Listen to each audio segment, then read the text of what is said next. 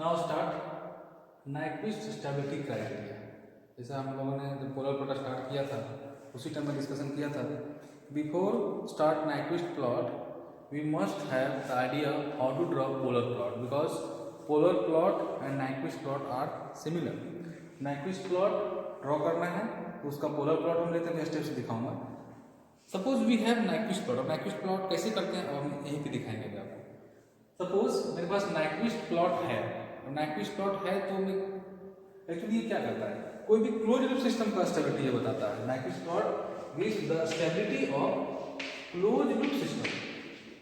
Close loop system का transfer function कितना आपको पता है, 1/1 plus GS HS।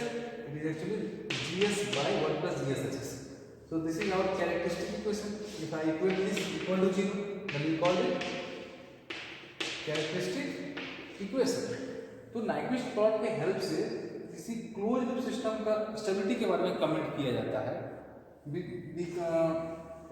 Without finding और without plotting the polar plot of this whole function.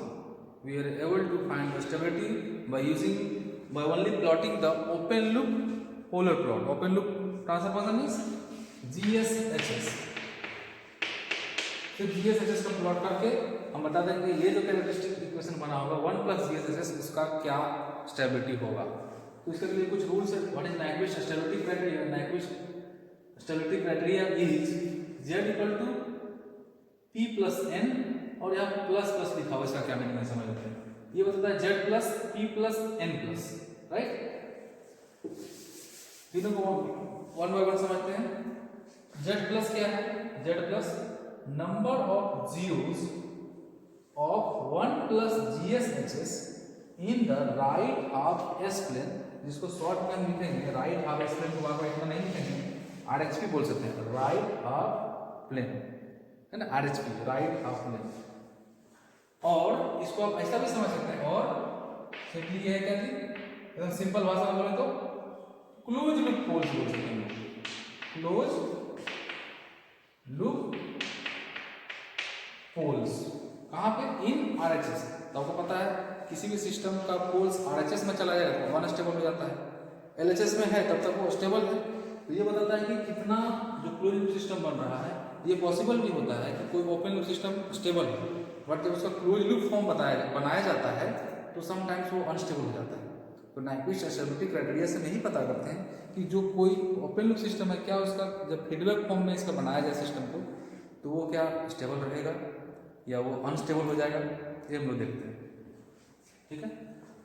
And P plus, तो zeros of 1 plus GSHS, इसका 1 plus GSHS का zero निकालिएगा, एक्चुअली वो सेम हो जाता है poles of GSHS। P plus क्या है? Number of poles of GSHS। GSHS को हम बोलते हैं open loop transfer function. Open loop transfer function, transfer function हम लोगों ने 3 तरह से पढ़ा है। फीड फॉरवर्ड ट्रांसफर फंक्शन जिसमें GS बोलते हैं, ओपन लूप ट्रांसफर फंक्शन जिसको हम बोलते हैं GSHS, close loop transfer function जिसको हम बोलते हैं GS by 1 प्लस GSHS। तो ये बेसिक क्लास कंट्रोल सिस्टम का 1 पढ़ा, स्टार्टिंग पढ़ा रहे थे, वहाँ पे हम लोगों ने डिस्कस किया था। और other types of transfer function, तो GSHS means open loop transfer function. तो number of poles of GSHS in right half S plane means right half S plane में उसको कितना पोल था। अब बोलिएगा सर जैसे RHP में जाएगा वो तो अनस्टेबल हो जाएगा, तो आगे चेक करने की क्या जरूरत है? इसका क्लोज लूप बनाएंगे तो भी अनस्टेबल ही रहेगा। No, it is not necessary that unstable open loop system is always unstable in its close loop mode also. No, it is not necessary. It may be possible that unstable open loop system may be stable in its feedback mode. Feedback loop जब बनाते हैं तो वो कैसे decide करते हैं यहाँ से। अब N, कैपिटल N क्या है? Number of clockwise encirclement. अभी इसकी थोड़ा सा डिटेल बताएंगे। Encirclement of -1 plus J0 point by Nyquist plot. और इस ये जो पॉइंट है ना -1 प्लस J, इसको क्रिटिकल पॉइंट कहा जाता है। क्रिटिकल पॉइंट बहुत फेमस पॉइंट है। क्रिटिकल पॉइंट आता कैसे, बाय नाइक्विस्ट लॉ। ये तो कहानी समझ लीजिए स्टैटिक क्राइटेरिया है, अब इसको अप्लाई कैसे किया जाए, है ना। इस फॉर्मूला को बहुत फनी टाइप से याद किया जा सकता है, JPN, जय प्रकाश नारायण। सारे पॉजिटिव हैं, कुछ बुक्स में आपको विद नेगेटिव साइन भी मिलता है, Z-P भी मिलता है। तो वहाँ पे जो इंसर्कलमेंट वो लेता है ना क्लॉकवाइज, हम यहाँ पे क्लॉकवाइज जो भी इंसर्कलमेंट होगा, n जो है क्लॉकवाइज इंसर्कलमेंट को हम पॉजिटिव लेंगे, जैसे क्लॉकवाइज इंसर्कलमेंट पॉजिटिव है, सम बुक्स उसको निगेटिव भी लेके चलता है, तो कुछ है वो फॉर्मूला चेंज कर देगा, n = Z-P वहाँ लिख देगा, है ना। Z-P नहीं, वहाँ पे लिखेगा P - Z लिखेगा, यदि निगेटिव लिखेगा तो हम क्या करते हैं, कंफ्यूजन ना हो, प्लस माइनस में बच्चों को कंफ्यूजन ना हो, उसके लिए क्या करना है, सिंपल हम पॉजिटिव कर देंगे, ZPN, जय प्रकाश नारायण, है ना। अब इन सर्कलमेंट क्या होता है,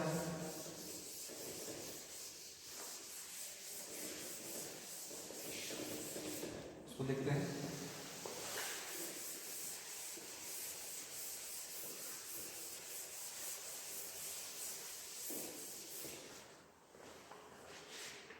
n जो क्या होता है, n हम लोग इन सर्कलमेंट बोलते हैं,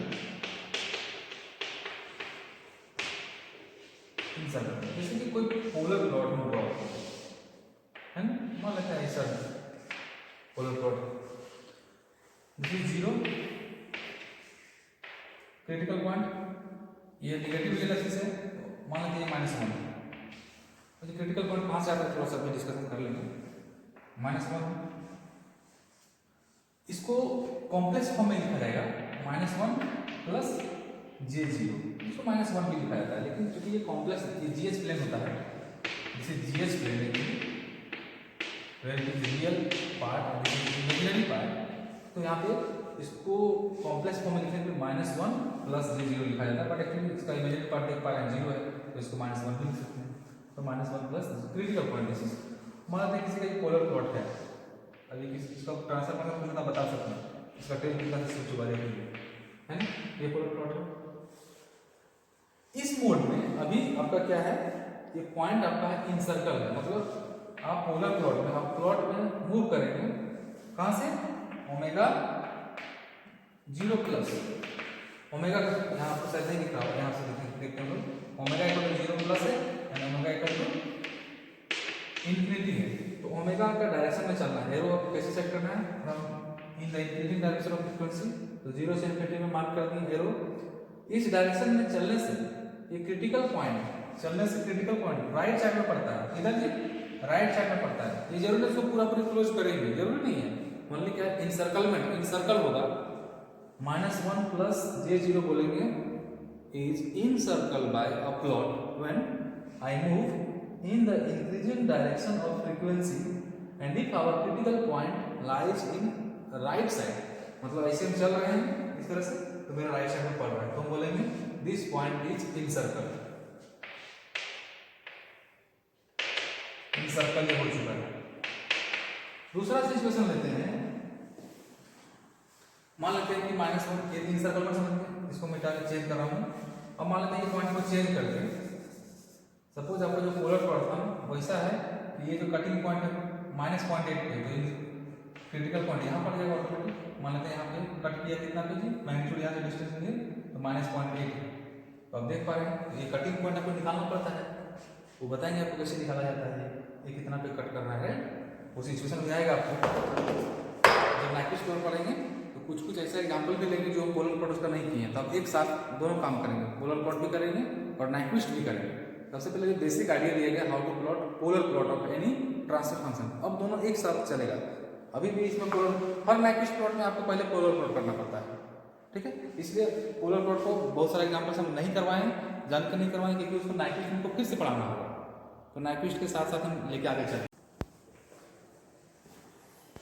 So, if critical point is lies left side to the polar plot, then we call it this critical point is not encircled, not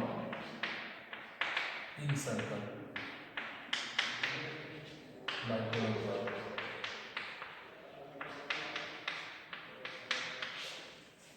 If critical point lies in this region, in between O and A. If critical point is lies in between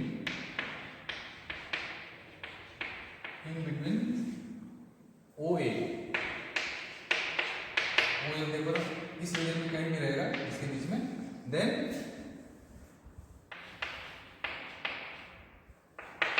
it is called encircle. Then it is encircled by polar plot.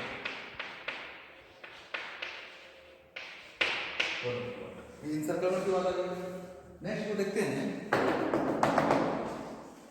What are the steps to draw Nyquist plot?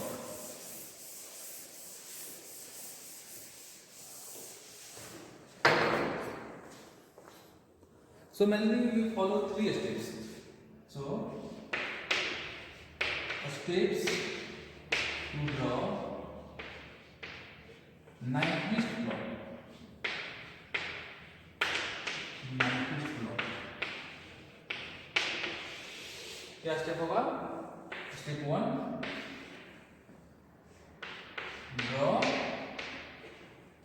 Polar plot. Polar plot of GS axis, जो भी open loop transfer function रहेगा उसका polar plot. Step 2 take mirror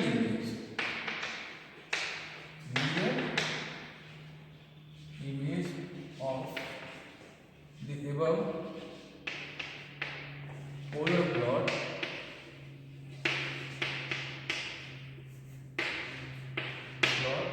assuming real axis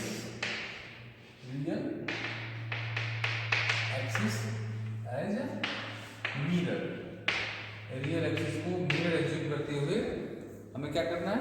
draw कर देना है उसका image. Step 3 क्या करेंगे?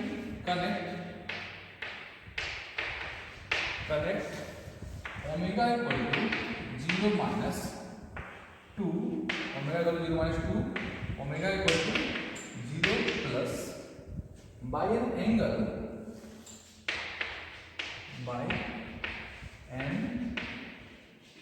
एंगल इक्वल टू एंगल कितना होगा?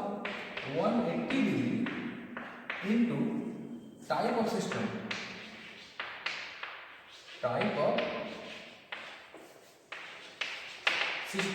सिस्टम को टाइप किया होता है एन.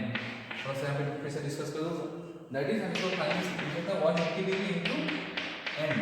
किस डायरेक्शन में? इन क्लॉकवाइज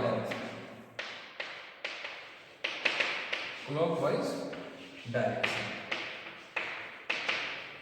हर क्वेश्चन में हम तीनों स्टेप्स डिस्कस करेंगे. जस्ट एज ए थ्योरी इसको समझें आप, राइट. अब what is type of system? सबको मालूम होगा, बट फिर से मैं रिव्यू कर देता हूँ. सिस्टम को टाइप क्या होता है? टाइप ऑफ सिस्टम इसको एन बोलते हैं. लेट तो ट्रांसफर फंक्शन है जीएसएचएस है कितना है? Suppose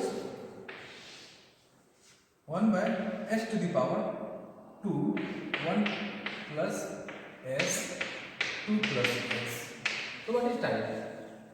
It can be written as 1 s to the power n form. So 1 plus s 2 plus s. So type is nothing but 2. What is type? So n equal to 2 here. This is called type 2 system. Type 2 system. Physical meaning से क्या होता है? Number of integrator in the control system. और इसको क्या समझ सकते हैं? Number of poles at origin. इसलिए बताता है number of poles at origin. तो सिंपल को देखना है कि कौन सा टाइप सिस्टम है. टाइप 0 रहेगा मतलब ये नहीं है, तो सिंपल यहाँ पे कनेक्शन उसका नहीं होगा. क्वेश्चन बताएंगे ये दोनों पॉइंट एक ही जगह पे आ जाएगा. एंड इन क्लॉकवाइज डायरेक्शन, इसमें थोड़ा सा और ऐड कर लेना है। Connect 180 degree into type of system in clockwise direction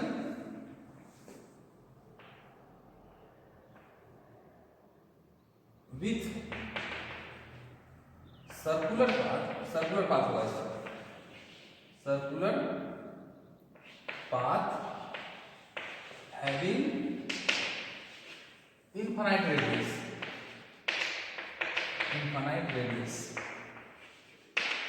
मतलब आर जो है इंफिनिटी एज्यूम करते हुए सर्कुलर पाथ से इसे कनेक्ट करना होगा।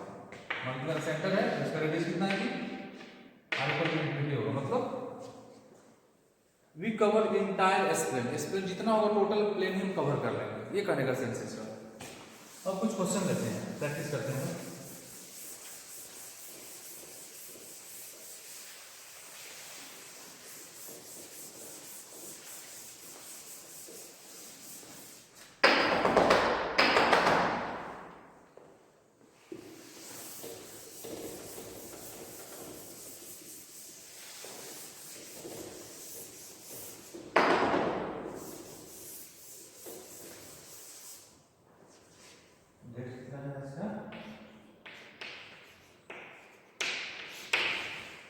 Now find or determine stability.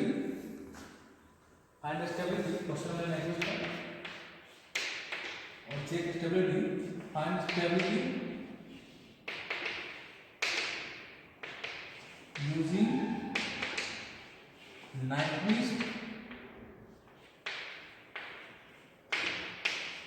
stability criteria.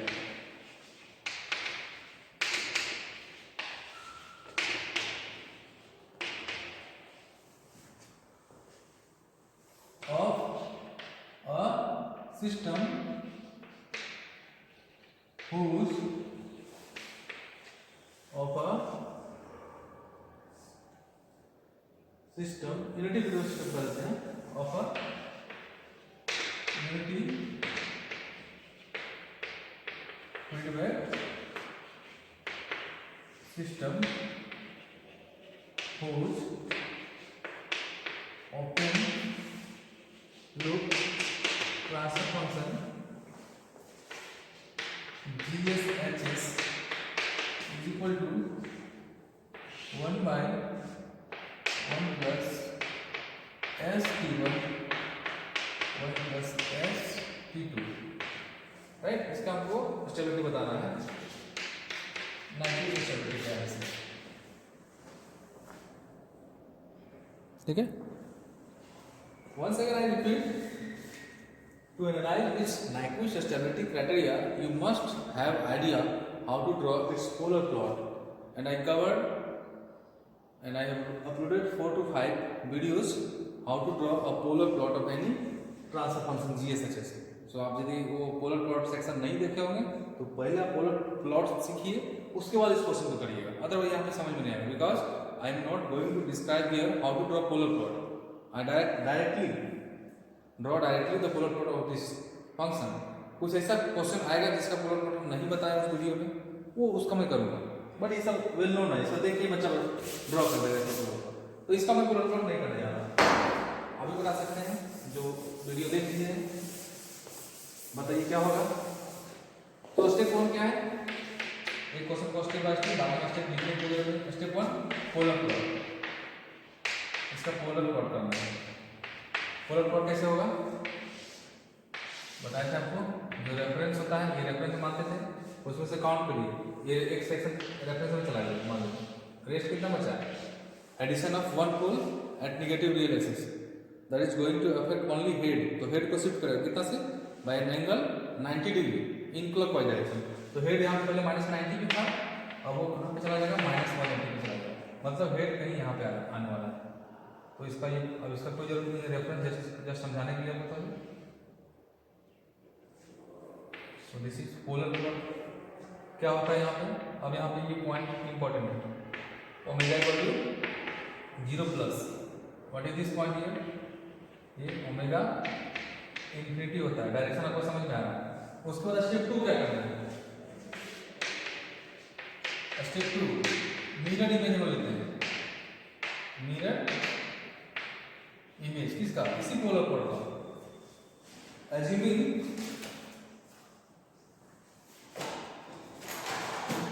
Draw mirror image, मैं कलर चॉक ढूंढ रहा हूँ, एक मिनट।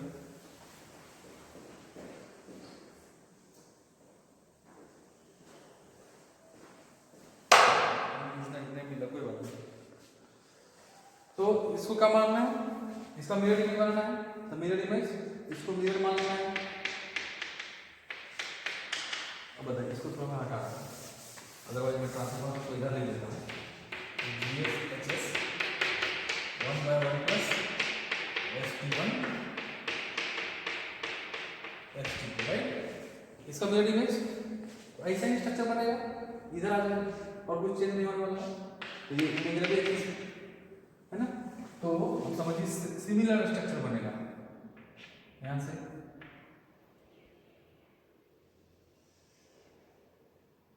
राइट, ऐसा ही स्ट्रक्चर बन जाएगा। तो ये कौन सा हुआ, मिरर इमेज हुआ। उसके बाद बताना, देखिए जो ओमेगा इक्वल टू 0 प्लस है, इसका इमेज देखेंगे, उसी का इमेज क्या दिखेगा, ओमेगा इक्वल टू 0 माइनस दिखेगा। यहाँ पे देखिएगा, मान लेते हैं यहाँ पे J2 है, तो इसका इमेज देखिए क्या दिखेगा आपको, माइनस J2 दिखेगा। ओमेगा इक्वल टू 0 प्लस है, तो यहाँ ओमेगा क्या दिखेगा, 0 प्लस है, प्लस का माइनस दिखेगा just. Omega equal to infinity है इस पॉजिटिव के लिए, पोलर प्लॉट, इसका इमेज जब लेंगे तो क्या दिखेगा, जो ये पार्ट है इमेज का पार्ट मेरा है, तो इधर से ऊपर से आ रहा है, अब ज्यादा क्लियर हो रहा होगा। तो omega equal to infinity lower part के लिए है, तो ओमेगा इक्वल टू इसके लिए बोलेंगे, ओमेगा क्या हो जाएगी, ऑब्वियसली ओमेगा माइनस इन्फिनिटी होगा।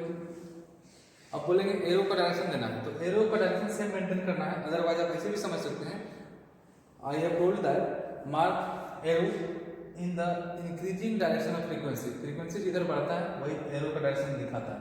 तो फ्रीक्वेंसी देखिए 0 से बढ़ रहा था इन्फिनिटी, और माइनस इन्फिनिटी से अब फ्रीक्वेंसी ऐसा आ गया, यहाँ 0 है, यहाँ माइनस इन्फिनिटी है, तो फ्रीक्वेंसी किधर बढ़ेगा, इस डायरेक्शन में बढ़ेगा, माइनस इन्फिनिटी टू 0 माइनस, है ना। तो this is the direction of increasing frequency, so आप इसको मेंटेन कर दीजिए, है ना। स्टेप 3 क्या करना है जी, step 3 connect omega equal to 0, connect करना है, connect omega equal to 0 minus 2 omega equal to 0 plus by N angle, और एंगल कितना बनेगा, और रेडियस रहेगा इनफाइनाइट रेडियस के साथ, एंगल बनेगा 180 डिग्री इनटू सिस्टम का टाइप। सिस्टम का टाइप क्या रहता है, s का पावर n कुछ भी नहीं है, तो सिस्टम का टाइप 0 हो गया, तो इसको 0 मतलब 0 डिग्री एंगल बनेगा। इसका मतलब क्या होगा, 0 डिग्री क्या बता रहा है, दैट मींस जो omega equal to 0 plus and omega equal to 0 minus है, टाइप 0 सिस्टम के केस में ये दोनों पॉइंट एक ही जगह पर रहेगा। यहाँ पे जो गैप दिख रहा है एक्चुअली गैप है नहीं, अब जब इसको टेंस टू 0 करिए एकदम ओवरलैप कर जाएगा, ऐसे आ जाएगा। आपको जस्ट समझाने के लिए इसको थोड़ा सा गैप यहाँ पे क्रिएट किया जाता है, अदरवाइज ये गैप है नहीं, है ना। तो टाइप 0 के केस में आपको ये कनेक्ट करने की जरूरत नहीं, ऑटोमेटिक ये कनेक्टेड ग्राफ ही बनेगा, राइट। तो ये तीनों स्टेप फॉलो करके बन सकेंगे। पोलर प्लॉट पहले करना है, उसका मिरर इमेज लेना है, मिरर क्या रहेगा, रियल एक्सिस में मिरर एज्यूम करना है। उसके बाद क्या करना है, third step connect omega equal to 0 plus. So अब जो पोलर प्लॉट बना, by following these 3 steps we have a new plot. उस न्यू प्लॉट को क्या बोलेंगे, नाइक्विस्ट प्लॉट बोलेंगे, नाइक्विस्ट प्लॉट। तो ये जो ओवरऑल प्लॉट हुआ ये आपका अपना नाइक्विस्ट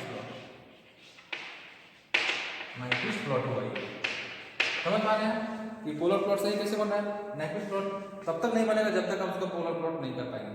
सो स्टेप 1 पहले इसका पोलर प्लॉट करना है, मिरर इमेज लेना है, and if needed omega equal to 0 minus से ओमेगा इक्वल टू 0 प्लस को कनेक्ट कर देना है, किस डायरेक्शन में, क्लॉकवाइज डायरेक्शन में।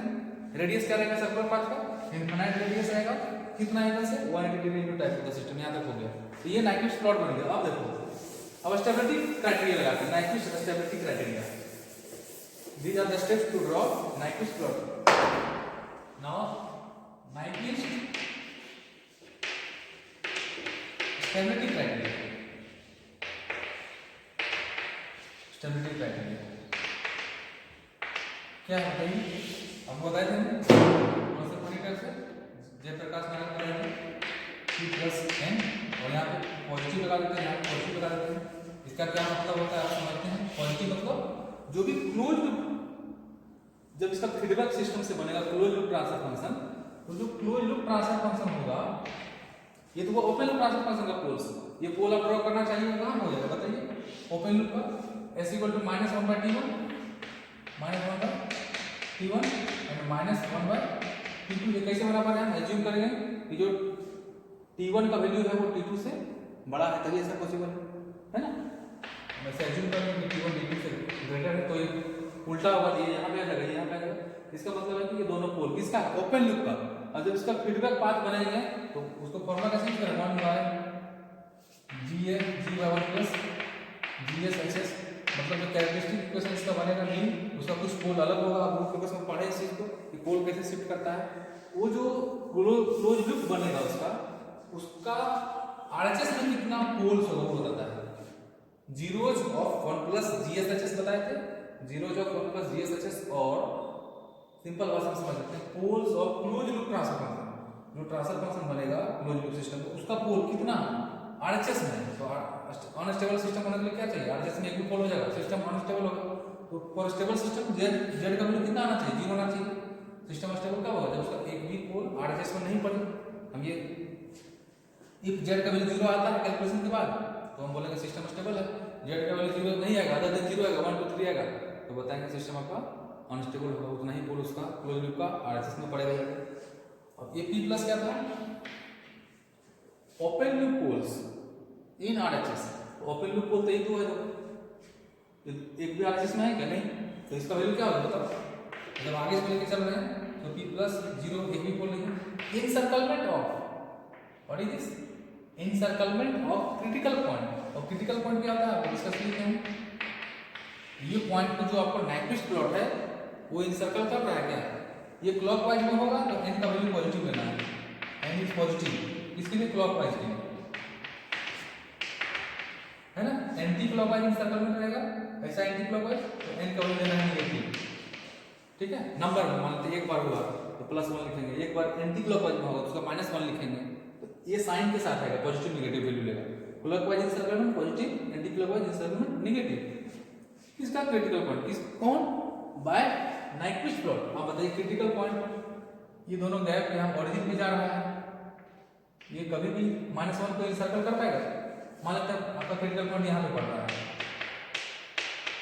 ये ओरिजिन का पोजीशन है, तो ओरिजिन से थोड़ा दूर ही पड़ेगा, तो -1 जो क्रिटिकल पॉइंट यहाँ पर। देखिए जब आप प्लॉट घूम रहे हैं इस टाइप से, ये कभी भी इसके अंदर में क्रिटिकल पॉइंट आया क्या, नहीं आया। क्रिटिकल पॉइंट इसके अंदर आ सकता है क्या, क्योंकि यहाँ पे जो ट्रेवल करेगा ओरिजिन से मुड़ रहे हैं, हमको कहाँ किसको इंसर्कल करना था, -1 को, तो क्रिटिकल पॉइंट इसके अंदर कभी आ ही नहीं सकता है। So no encirclement, right, no encirclement, n का वैल्यू 0। इसका मतलब जो z प्लस है वो 0 आ गया। So for stable system z का वैल्यू, z प्लस का वैल्यू कितना आना चाहिए, 0 आना चाहिए, ये सिस्टम आपका स्टेबल हो गया। यदि z का वैल्यू अदर देन 0 आता, 1 2 3 आता, तो ये क्या रहेगा, अनस्टेबल रहेगा। आई थिंक ये समझ में आ गया आपको। ऐसे भी रूट लोकस से इसका एनालिसिस आप करते हैं। अब थोड़ा सा रूट लोकस में बताते हैं, ये दोनों स्टेबिलिटी क्या एक ही बता रहा है या कुछ अलग बता रहा है।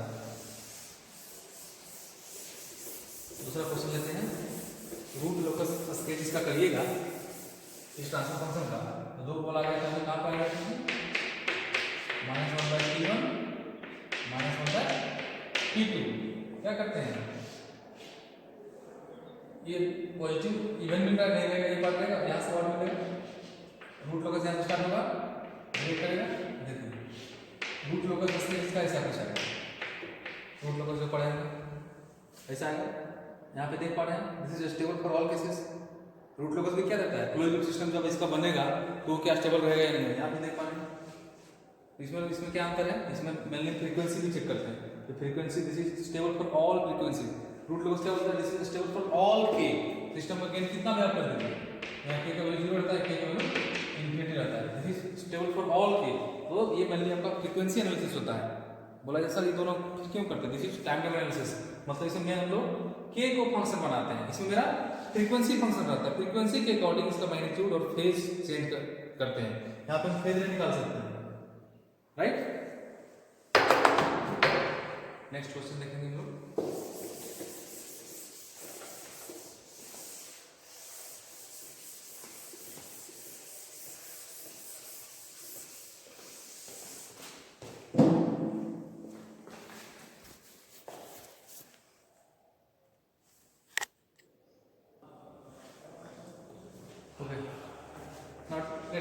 another question. Open loop transfer function is GS is equal to K by S 1 plus ST1 1 plus ST2.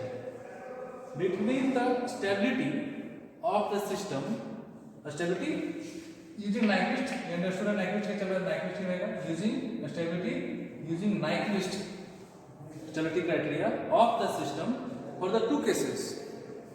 The gain K is small, K is large. K का वैल्यू एक में बहुत छोटा रहे, एक में वैल्यू उसको बहुत ज्यादा रहे. तो देखते हैं स्टेबिलिटी में क्या चेंज होगा. पहले क्या होगा, स्टेप 1 बताइए. इसका पोलर प्लॉट आना चाहिए बच्चों को, है ना? आपको आता है? कैसे बनेगा बताओ पोलर प्लॉट इसका?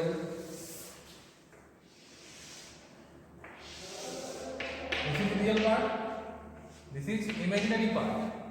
पोलर प्लॉट नहीं आएगा Nyquist नहीं बनेगा. ये हम एक रेफरेंस में ले जाएंगे इसको. अभी K को छोड़ दीजिए, 1 बाय समथिंग आप पढ़ेंगे, 1 रहने दीजिए. K जैसे उसका जो यहाँ पे कट करता है वो चेंज होता है, अभी समझा देगा. अब इसको 1 मान लीजिए, कोई दिक्कत नहीं. तो एक रेफरेंस का ऐसे बनता, इसमें से दो पोल ऐड किया हुआ, one at origin, one at कहाँ पे other than origin real axis पे. तो इसका हेड 2 बार शिफ्ट करेगा. हेड तो सभी का मतलब दो पोल का एडिशन है. हेड शिफ्ट कर जाएगा 90 90 180 माइनस 90 पे था, 180 शिफ्टिंग होगा. मतलब हेड इसका कुछ ऐसे आना है माइनस 270 पे, है ना? और टेल कितना से शिफ्ट कर देता है? Tail is shifted due to this addition of pole at origin. तो टेल पहले 0 डिग्री पे है, ये पे कहां पे चला जाएगा बोलो? 90 पे. 0 से थोड़ा सा नीचे था, 90 एडिशन होगा तो ये 90 से क्रॉस कर जाएगा, मतलब इसका टेल में यहां पे आएगा. This is minus 90 degree. ये सभी को आता है स्केच से.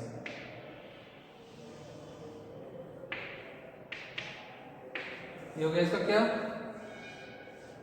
बोलो? ये हो गया आपका पोलर प्लॉट. अब क्या करना है हमको? Nyquist बनाना है. तो स्टेप 1 पोलर प्लॉट, फिर इसको मिरर इमेज लेना है. इसको हटा देते हैं, कोई दिक्कत नहीं. ये रेफरेंस में लिए थे, इसको ड्रॉ करने के लिए मिरर लेना है इसको. जब मिरर लेंगे इसका इमेज देखो, ये जो पार्ट है इसका इमेज ऊपर है, इसका इमेज ऐसे नीचे बनेगा. इसका इमेज कौन सा बन गया? इसको डॉट से दिखा दे रहे हैं सो दैट उतना ही लो बनेगा. तो थोड़ा स्पेस को कम हो जा रहा है लो बनाने में, तो ऐसा हम कर देते हैं. ये मिरर है, इसका जो ऊपर का पार्ट है उसका ऐसा इमेज बन गया. नीचे पार्ट ये माइनस 90 की तरफ जा रहा था. यहाँ पे क्या है? ओमेगा इक्वल टू 0 प्लस है, तो ओमेगा इक्वल टू 0 माइनस कहाँ बनेगा? इसके इसी का अपोजिट यहाँ बनेगा, एकदम सिमेट्रिकल बनेगा. हम यहाँ पे बनाते हैं, ये जो पॉइंट है तो कुछ इस टाइप से कनेक्ट होगा, समझ पा रहे हैं. और एरो का डायरेक्शन मेंटेन होगा इसमें, है ना? तो स्टेप 2 हो गया. मिरर इमेज जो डॉटेड लाइन है वो मिरर इमेज बता रहे हैं. ओमेगा इक्वल टू ये जो नीचे जो डॉटेड लाइन है यहाँ पे ओमेगा क्या है? ओमेगा इंफिनिटी है. तो ये जो लाइन है इसका इमेज बना, तो ओमेगा इक्वल यहाँ पे क्या हो जाएगा? माइनस इंफिनिटी हो जाएगा. ठीक है, ये 0 प्लस है, यहाँ पे ओमेगा क्या हो जाएगा? 0 माइनस हो जाएगा. यहाँ तक क्लियर है. तो स्टेप 1 अब लिखने की कोई जरूरत नहीं, बस समझाने के लिए किए थे. Step 1 polar plot. स्टेप 2 उस पोलर प्लॉट का इमेज लेना है एज्यूमिंग रियल एक्सिस मिरर. ये जो ऊपर पार्ट है इतना लो बना ना, ये इसका एक स्केच बना दीजिए. और ये जो पार्ट है इधर ना, इसका इमेज ऊपर बनेगा ऐसे ऊपर एकदम सिमेट्रिकल. अब ये छोटा बड़ा थोड़ा सा हो गया, अब इसको मेंटेन करेंगे, नहीं मेंटेन करेंगे कोई ज़्यादा दिक्कत नहीं होता है. जस्ट हमें काउंटिंग करना होता है इनसर्कलमेंट का. ये छोटा बड़ा साइज भी है कोई दिक्कत नहीं होता. स्टेप 3 क्या करना है? Connect omega equal to 0 minus omega equal to 0 plus. हम बोले थे सिस्टम का टाइप 0 रहेगा तो दोनों एक ही जगह पे आ जाएगा.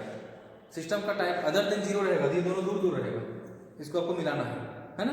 ये देखिए दूर दूर आ गया है. कितना से कनेक्ट करना है? Bye angle 180 degree into system का टाइप. सिस्टम का टाइप कितना है? s का पावर 1 यहाँ पे, मतलब सिस्टम का टाइप n इक्वल टू 1 होगा. तो 180 डिग्री से कनेक्ट हो जाएगा. किस डायरेक्शन में जी? क्लॉकवाइज डायरेक्शन में. कैसा पाथ जी? Circular path. सर्कुलर पाथ का रेडियस कितना जी? इनफिनिटी रेडियस रहेगा. तो इसको कनेक्ट कर दीजिए, ऑब्वियस 180 डिग्री बनेगा. स्ट्रेट लाइन में ये यहाँ पे थोड़ा सा गैप में दिखा है, एक्चुअली ये दोनों पॉइंट यहाँ पे है, देखो यहाँ पे है। अब यहाँ से एंगल मेजरमेंट करिए कितना 180 डिग्री आ जाएगा, जितना कैलकुलेशन बता रहा है।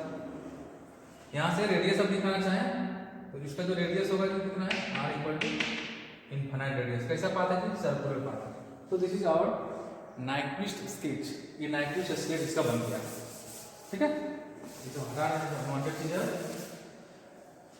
इस सिस्टम में इसके अकॉर्डिंग बताइए पोल कितना है, ये प्लस का वैल्यू, एक भी पोल आरएचएस में था क्या? ये कितना तीनों पोल है, तीनों पोल का पोजीशन आप देखना चाहेंगे तो एक तो ओरिजिन पे हो गया, दूसरा नेगेटिव रिलेशन में -1/T1 और -1/T2। जब यहाँ पे कंफ्यूज नहीं करना है कि सर कौन पहले कौन बाद होगा, मान लो यही हो जाएगा T1 तो क्या दिक्कत है, ये T2 ये कोई दिक्कत नहीं। हम ऐसा मान लीजिए कि T1 T2 में ऐसा T1 बड़ा T2 से, तो ऐसा क्वेश्चन बनेगा है ना, 1/T1, T1 ग्रेटर है तो इसका वैल्यू छोटा हो जाएगा, तो यहाँ पे आ जाएगा।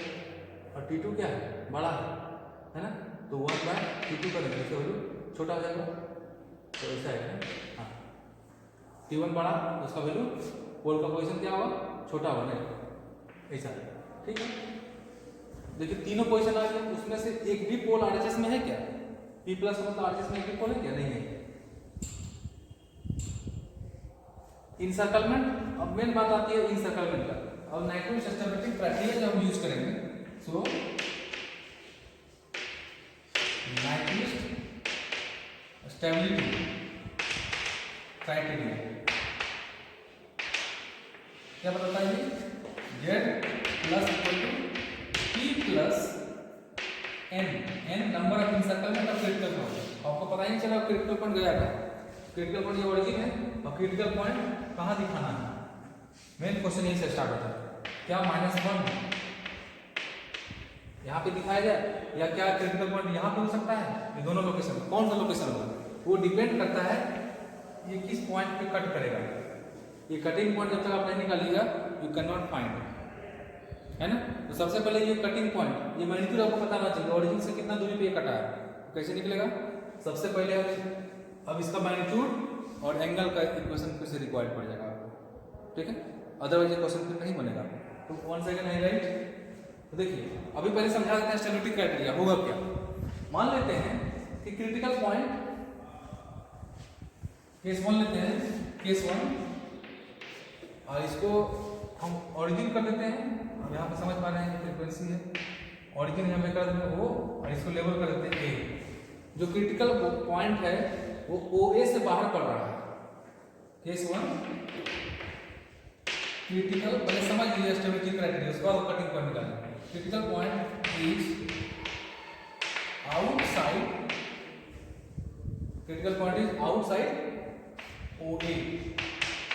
OA से बाहर रहेगा।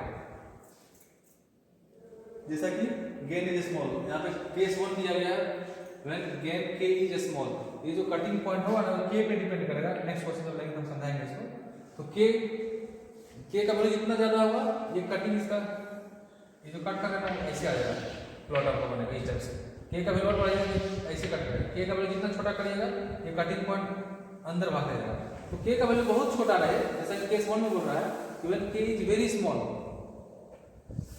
K का वैल्यू क्या है जी, बहुत छोटा है। K का वैल्यू बहुत छोटा है मतलब ये जो पॉइंट है ना कट करेगा जो ओरिजिन के क्लोज में जाके, मतलब है क्रिटिकल पॉइंट बाहर रहेगा, क्रिटिकल पॉइंट इस कटिंग पॉइंट से बाहर आ जाएगा। जैसे यहाँ पे दिखा है critical point is outside OA, ऐसा यदि होगा तो क्या होगा बताइए। इस कंडीशन पे n का वैल्यू कितना होगा, n का वैल्यू नो इंसर्कलमेंट। देखो क्रिटिकल पॉइंट तो बाहर चला गया कटिंग पॉइंट से, इंसर्कलमेंट कैसे काउंट होगा, एक बार ये काउंट होगा, एक बार तो ये घूम गया तो इंसर्कल किया, इसके अंदर क्रिटिकल पॉइंट आया क्या, नहीं आया। दूसरा ये बन सकता है, यहां से स्टार्ट करें, ये बड़ा सा, तो इंसर्कलमेंट जिसमें लूप बन रहा है वो दो लूप बन रहा है, एक छोटा सा लूप और एक बड़ा सा लूप। लेकिन दोनों ही केस में if critical point lies outside OA तो n इक्वल टू 0 होगा इस सिचुएशन में। तो यहाँ पे देखिए n का वैल्यू क्या हो जा रहा है कि 0 हो जा रहा है इस सिचुएशन के लिए, तो n का वैल्यू 0। तो स्टेबिलिटी क्राइटेरिया बताइए, Z प्लस इक्वल टू क्या हो गया P प्लस n। अब P प्लस का वैल्यू क्या है पहले बता दिए, इसमें एक भी पोल RHS में नहीं है मतलब P प्लस तो 0 रहेगा, इनसर्कलमेंट। केस 1 के लिए अगर गेन की स्मॉल, जब इसका वैल्यू बहुत छोटा रहेगा मतलब ये ओरिजिन की क्लोज कट करेगा, मतलब ये क्रिटिकल पॉइंट से बाहर आ जाएगा। नेक्स्ट क्वेश्चन में इसका एग्जैक्ट कैलकुलेशन भी करवाएंगे कैसे निकाला जाता है ये वैल्यू, ठीक है। तो z प्लस का वैल्यू क्या आ गया 0, अब z का वैल्यू 0 आ गया, इसका मतलब क्या समझ में आया, जो भी इसका क्लोज लूप सिस्टम बनेगा, क्लोज लूप ट्रांसफर फंक्शन का एक भी पोल आरएचएस में नहीं होगा। ये प्लस बताता है कि poles having positive real part, plus का मतलब है poles having positive real part, तो पॉजिटिव रियल पार्ट एक भी नहीं होगा। तो ऐसा केस में सिस्टम क्या है, स्टेबल है, ये स्टेबल हो गया। अब केस 2 लेंगे, केस 2 ये रहने देते हैं, सिर्फ इसको हम चेंज कर देते हैं। Case 2 critical point is inside, outside नहीं, इसको इनसाइड कर देते हैं, इनसाइड ओए के अंदर चला जाएगा। जब ये ओए के अंदर चला जाएगा तब देखिएगा सिचुएशन कैसा आ जाएगा। ये क्रिटिकल पॉइंट है, यहाँ नहीं, एक को बाहर रखें ओए। अब मान लेते हैं, अब कैसे आएगा, जब k का वैल्यू बढ़ेगा, k का वैल्यू बहुत ज्यादा होगा, k इज लार्ज, जब k लार्ज होगा तो ये कटिंग पॉइंट जो है ना 1 से ज्यादा होने लगेगा, तो उस केस में -1 प्लस j। अभी ये जस्ट एजम्पशन है, बहुत लोगों को कंफ्यूज हो रहा है कैसे आ रहा है, इसका मैथमेटिकल कैलकुलेशन है। अभी यहाँ पे जस्ट समझना है कि बहुत ज्यादा होगा k का वैल्यू, मतलब ये जो कट कर रहा है ना वो कट करेगा और ये ऐसे आ, इसका मतलब सिंपल है कि 1 जो है सो इसके अंदर आ जाएगा। बहुत छोटा होगा मतलब ये छोटा करेगा, जो इसका कटिंग पॉइंट है 1 से मैग्नीट्यूड इसका कम होगा, बस इतना ही इसमें समझना है। जब exact phase margin gain margin पूछेगा तब हमको कटिंग पॉइंट उसको निकालना पड़ता है। इसी क्वेश्चन को हम नेक्स्ट में बनाएंगे, where we require to find phase margin and gain margin, तो वहाँ पे कटिंग पॉइंट हम सॉल्व करेंगे और थोड़ा थ्योरी बताएंगे आपको कि फेज मार्जिन क्या होता है, गेन मार्जिन क्या होता है। अभी सिचुएशन क्या है कि जो ए मेरा है वो ये पॉइंट नहीं है ना, जब k का वैल्यू बहुत लार्ज होगा, एक्चुअली हमको ये डायग्राम चेंज करना चाहिए है ना, तो समझ लीजिए ए पे है, ये डायग्राम एक्चुअली बनेगा इस टाइप से आगे है ना, सबका मेरा चेंज हो जाएगा। हम इसी में ए से कंसीडर कर ले रहे हैं कि OA के अंदर जब क्रिटिकल पॉइंट होगा तो इनसर्कलमेंट कितना होगा बताओ। एक बार देखिए कैसा इनसर्कलमेंट है, यहाँ पे आप घूमिएगा तो क्लॉकवाइज है, ये क्लॉकवाइज छोटा लूप एक बार इनसर्कल करिए अराउंड इसके अंदर, तो n का वैल्यू 1, छोटा लूप भी एक बार बड़ा लूप देखो दिए, यहाँ से चल रही है, यहाँ से चल रही है, ऐसे चल रहे हैं, फिर यहाँ में तो एक बार ये बड़ा लूप, तो वो भी क्लॉकवाइज है। अब ये उल्टा भी हो सकता है, कभी क्वेश्चन में आएगा, गेट के क्वेश्चन में आता है, ये तो क्लॉकवाइज हुआ, और यदि इसका इंसर्कलमेंट उल्टा हो जाएगा n, तो जो नेट निकालेंगे तो नेट जो n होगा ना, तो n1 और n2 जोड़ेंगे, ये जोड़िएगा तो कट जाएगा, प्लस -1 ये 0 हो जाएगा। ऐसा भी सिचुएशन आता है, बट अभी क्या है ध्यान देना इसका डायरेक्शन भी, this is clockwise direction, this is also clockwise direction, तो n का वैल्यू दोनों सिचुएशन में पॉजिटिव है, n1 n2, तो जो n होगा यहाँ पे टोटल n वो कितना हो जाएगा जी, n1 प्लस n2 हो जाएगा, और ये 1 प्लस 1, तो टोटल इनसर्कलमेंट कितना हो जाएगा 2 हो जाएगा। अब यहाँ पे जब 0 लिखे थे पहले केस में, अब ये 2 हो जाएगा। इसका मतलब क्या हुआ, n इक्वल टू 2, तो स्टेबिलिटी क्राइटेरिया क्या z plus equal to p, तो n का वैल्यू कितना हो गया जी 2 हो गया, तो सिंपली n क्या हो गया 2 हो गया। इसका मतलब क्या है जी, जो क्लोज लूप सिस्टम होगा उसका 2 पोल्स आरएचएस में रहेगा, 2 पोल आरएचएस में रहेगा। इसका मतलब क्या, एक भी पोल आरएचएस में चल जाए तो सिस्टम अनस्टेबल होता है, तो जो स्टेबल लिखे थे ना अभी हो जाएगा अनस्टेबल। तो केस 2 के लिए सिस्टम आपका क्या है, अनस्टेबल। आज इतना ही रखते हैं, नेक्स्ट क्लास में हम लोग नेक्स्ट क्वेश्चन के साथ आएंगे।